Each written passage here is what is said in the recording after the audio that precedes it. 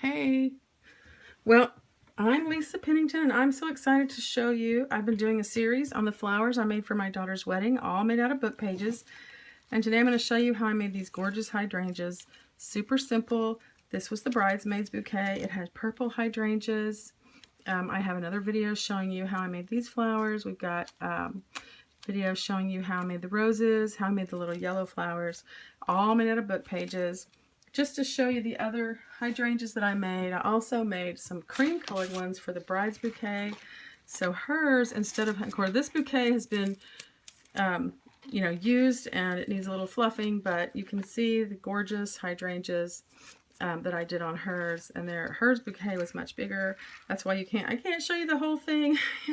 There are pictures on the blog, but I'm going to show you today how I made the purple hydrangeas. Okay, this is super simple. This is the tools that you're going to need. We're going to use our Cricut for just one little part of it. So I use my iPad. You need whatever it is to get to Cricut Design Studio.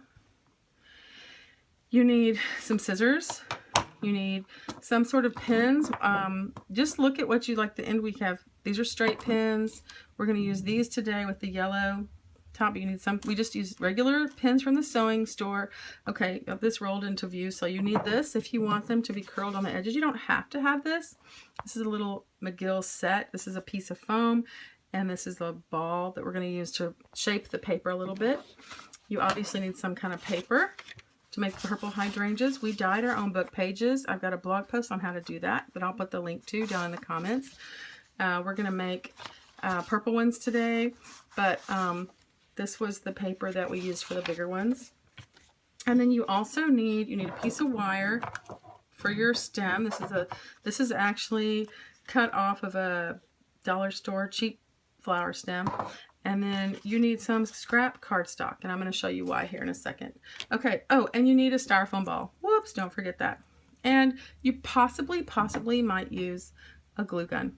So I didn't use one too much, but it was nice to have ready, and I was doing lots of other crafts, obviously, so that worked out real well. Okay, I'm going to show you. We're going to start here where it says Create New Project. Whoops, I'm going to get rid of the old one. Okay, this might seem a little bit tricky to you, but hang with me, it's not really. We're going to do a search. Up here we clicked, oops, let me show you. We clicked Image down here in the bottom.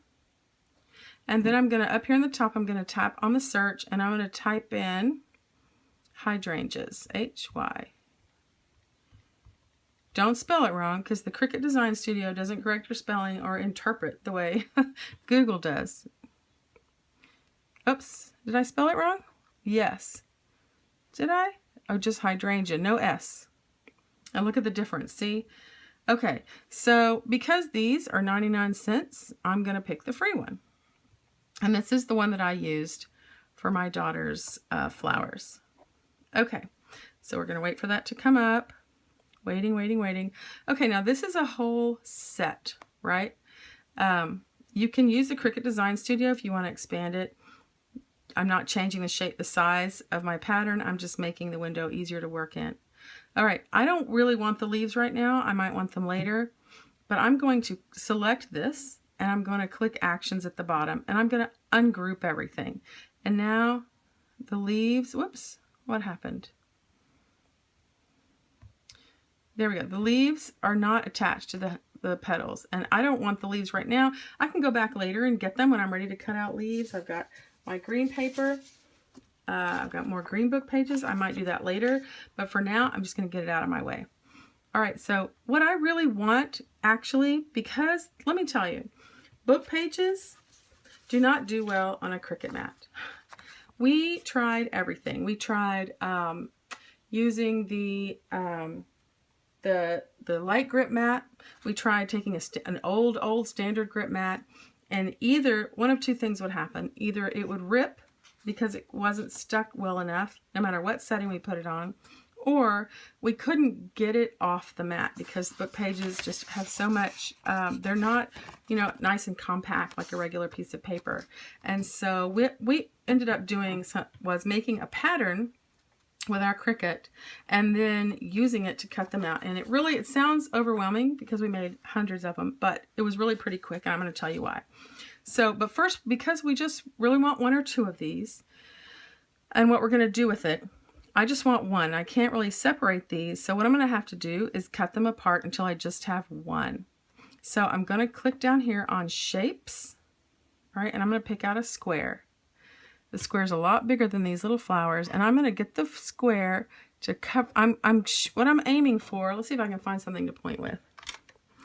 What I'm aiming for is just this one right here. Okay, this is not a dental tool. This is actually a weeding tool from Cricut. I'm going to point with it. I just want that one. I want the rest of them to go away. So I'm going to cover over this real close because I don't even want a little piece of the one next to it. Okay. And then I'm going to select, the way you select, if you're on the computer, you can click and drag, but because we don't have a keyboard, I just put my finger on it and I drag it over the whole thing, and now I've selected both of those. I'm going back to actions. I'm going to use my slice tool. This is going to cut it apart. So what happens now is these are separate, and actually you'll see there's little hydrangeas are there, right? I'm going to get rid of those. I'm going to use this again. I'm just going to turn it around. And I'm actually going to make it big again so I can get right up in there. And I'm going to put it right up under there. Okay. Now I'm going to highlight again, both of them. Going to slice it. And now I have these that I can get rid of. Okay. So now what I'm down to is one little hydrangea leaf. And then I'm going to use this to make a template for cutting out my hydrangeas. Now, hang with me here. This is where your scrap of cardstock comes in that I told you to have as one of your tools. But what happens when you cut this out? This is specifically for book page flowers especially. This would be what you would end up with, a little cardstock hydrangea leaf. And what we discovered, because book pages are so fragile, that this little piece here, let's get our dental looking tool, our weeding tool, was too small, and they would actually tear. So when we would pin the flower into the styrofoam ball, the petals were ripping off. So we needed this to be less fragile. So I went back to my Cricut, and all I want to do is have this be less delicate right through here. So what I'm going to do is fill this in with a circle. Super easy. I'm going to click on the shapes tool. I'm going to get a circle, which is going to be enormous. Here somewhere. Circle. Oh, where did it go? Oh, ha! See, I was making them. They were just so big. Okay, we're going to shrink that way down and bring it over here by the flower. More manageable size. I'm going to shrink it down some more. Okay, and we're going to put this circle in the middle of that flower. That's probably a little bit too big. Look how big we can get it to work with. Let's shrink that down a little more. This is really just guesswork. I probably should make a file to give y'all, but, you know, whoops. I don't know why it won't move. We'll just move the flower. Okay, so there we go. So there we have the circle in the middle of the flower. Now this makes it be much less delicate, right? You don't have this problem. When we did that, I'm going to show you the ones I cut out that look like that. See the difference? This one doesn't have quite such tiny little place where the flower is attaching. And it works out fine. If you're using, oh, let me finish this. You want to drag it over both of them, click Actions, and click Weld. And now they're one piece. They're actually one thing. And when you send it to the mat, this is all one piece. So then you send it to your mat, tell it make it down here in the bottom. And I don't know if you can see it, but it's on there. Okay. And then you just cut it out. And then you end up with this right here. And what we did, if you watched our video on how we made these little flowers, we did them the same way. We made a template and we cut them out. You can cut out a bunch of them. You can have as many as you want cut out, and then you can have lots of people. You can have a petal cutting party if you want to. And so we just got a movie a couple of nights and we cut out all of our hydrangea petals until we had a whole bunch of paper hydrangea petals. These are a little bit, oh, I didn't tell you to resize them. Don't forget, By the way, I'm going to click canvas again so we can go back to the mat here. We don't want this to be as big as this size probably. I'm going to go to edit and see what size it is. 1/2 inch. Oh, no. We probably want it to be like, I think mine are like 1 1/4. And then I would send it back over and cut it out. So make sure you're getting the right size as well. These are smaller than the ones we used for our hydrangeas, clearly. So I'm going to, what you can do, let me just show you real quick. You can take, if you're cutting these by hand, and this is why you needed your scissors, we would take like 6 layers deep of book pages and then just hold our template on there and cut around them. It was super, super easy and went really, really fast. You can layer up your book pages very quickly. Okay, so now let's pretend like we've done all that and we have piles and piles of these. And now what are we going to do? What we're going to do next is we're going to curl the edges. We want them to have a little bit of a sorry about the lighting there. I think the black is freaking out my camera. We want them to have a little bit of a curl, a natural curve to them. So we take our pages. I'm using the large ball end of this McGill tool, and this is foamy, and I'm just going to go around the edge. Actually, you know what? I think we use the small, now that I say that. Yes, we use the smaller size, not the tiny smallest one, and we just went around the edge. Another party you can have, just go around the edge of all these, go around the edge of your hydrangeas. It curls them up a little. It doesn't really matter. I mean, they kind of wrinkle up a little. So we went around the edges of all our hydrangea leaves like this. It just took a minute. You don't have to be perfect about it.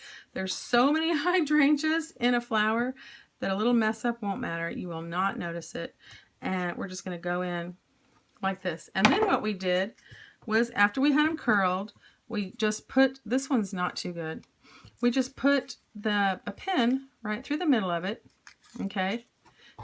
Just took our pin, put it right through the middle, as close to the middle, and we just threw them in a bowl. We have this whole bowl full of hydrangea petals ready to go into our styrofoam ball. Okay, so the next thing we do, now you've done all your cutting, you've done all your curling, you've done all your pinning. See, I like an assembly line method. You take your hydrangea ball. This is a 2-inch hydrangea ball. That's what I used in the bride's bouquets. I used one that's about 1 inch bigger for the bridesmaids. Just depends on what size you want. And I've got this leftover piece of wire off of some junk flowers that I bought. And I'm just going to push it up into my styrofoam ball. It's up in there. I might pull it back out and add a little hot glue because I don't want it coming off. Do that real quick now that it's in there. And once that dries, that will be nice and sturdy, and it's not going to come off. We had no problems with that. All right, and then the next part is super simple. I like to start at the top of the ball. You take one of your pins, these regular old sewing pins. All right, I'm going to show you a fun trick, and you just push it in. Now, what you want to do is you actually want to push your pin. I'm going to bend this stem a little bit. You want to push your pin a little tiny bit into the styrofoam ball, because that's what makes your petals kind of curl up like that. But that, when you're making a lot of them, the tips of your finger, if you're using the tip of your finger, will hurt after a minute. So what I found was a ballpoint pen. It has the little dip, you know, you don't have your pen sticking out, so it fits right around the top of the pin head, and I give it a little extra push, and look what happens.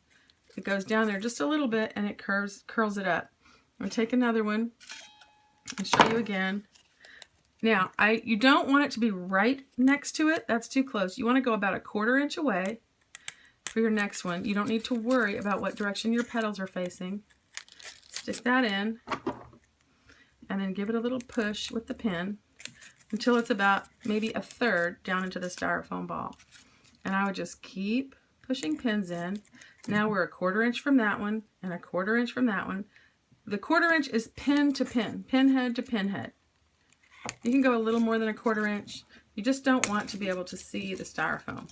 Every once in a while, you're going to hit like some kind of, I don't know what, in the styrofoam, where your pin just won't go in. So just pull your pin out and move it somewhere else. Anyway, you can tell almost instantly this is turning into a hydrangea. Push it in. Oh, look, that's page 99. It says right there. Give it a little extra push, and look there. Look how pretty it is already. And then we would go, I'm not going to do it here, but, and some of these you can see were from different dye lots when we dyed our paper. Some of them are lighter than others, but just keep going around. Keep making those. Give it a little extra push. I'm going to do a few more just so you can see how quick and easy it is. Now, what happens when you get to the bottom of your ball and it's covered in these petals, and you don't want to smash them, but you need to get your petals, which will go all the way around the ball to the bottom. What I would do, I would take my pen. Let's pretend like this is totally covered, and now I'm holding it by the stem, and it's totally covered in petals, and I've got some more to put in there. I would start it where I wanted it to go, and then I would put my finger against one of the pins. There's a pin. Push against a pin. Another pin, and just push against the pin is what I would do. And give it a little push. Pushing against the pins. There's lots of pins to choose from when it's... Anyway, so that's how, see how that, give it a little push, how it curls it up. So this is how I made my hydrangeas. I did cut out some leaves. I did not attach them to the hydrangeas, but if you wanted to, that pattern had some leaves, and it you could just tape them with floral tape right to the bottom. I didn't feel like it needed the leaves, but you can see here in my bridesmaid's bouquet, what we did with the leaves here was we just hot glued them on. These were the hydrangea leaves that came in that pattern. I even just used them for the roses. These were the leaves from that hydrangea. Just cut them out with book pages the same way we cut the other things out, just using scissors and a pattern. And I just hot glued them on and stuck a pin in to make a leaf. So anyway, that was, look how easy that was to make a hydrangea. Super easy. I think I'm going to finish this one up and just do something pretty with it. Be sure and follow me on thepenningtonpoint.com, and I have lots more tutorials there. Have a great day.